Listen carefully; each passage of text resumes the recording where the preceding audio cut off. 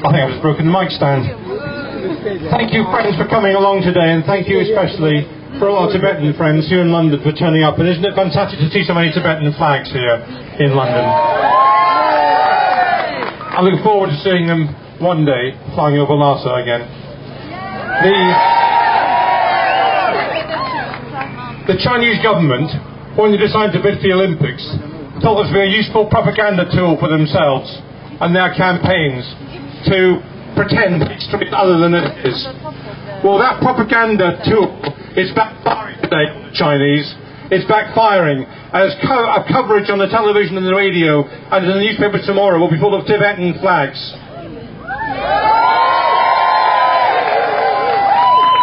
Now, I don't want to stop our sportsmen and women going to Beijing for the Olympics, but I think we should ask our politicians whether they should be there. And I today call upon Gordon Brown and the other leaders of the Western world to boycott the opening ceremony of the Olympic Games.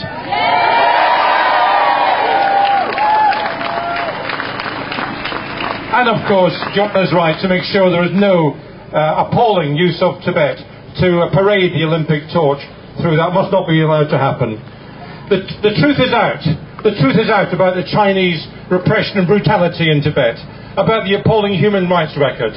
And if one good thing has come from the last few weeks of terror in Tibet, is that the world has woken up to what the Chinese authorities are doing in Tibet and what the Chinese authorities are doing to their own people. The world is now in no doubt what the Chinese are doing, and the world must respond. Now,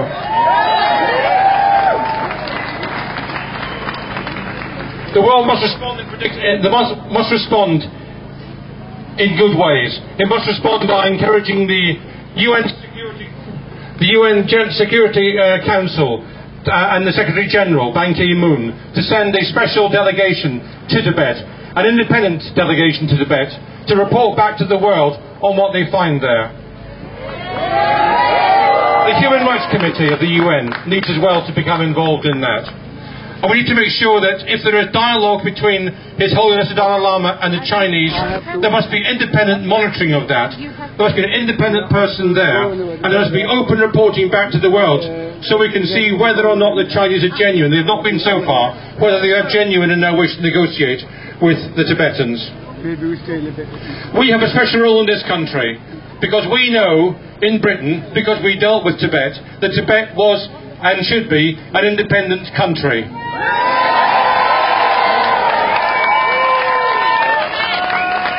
And if you see the letter from the Chinese ambassador in the Times yesterday, what rubbish that was, talking about Chinese rule since the 13th century. And I hope some people here today will pick up a pen or pick up a word processor when they get home and write to the Times and other newspapers which have carried letters from the Chinese ambassador and point out that before 1950, Tibet was fully functioning in its own government, its own foreign policy, all the hallmarks of an independent state. And it is simply a lie to say Tibet has been part of China.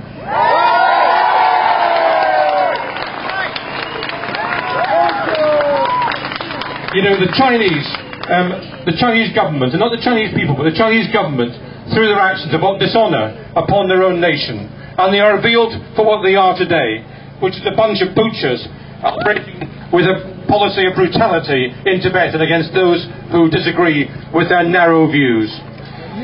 The Chinese, sadly, have shown in recent weeks they can kill, they can maim, they can torture, they can seek to bring about what's so-called patriotic re-education. But what they can never do is they can never win the hearts and minds of the Tibetan people.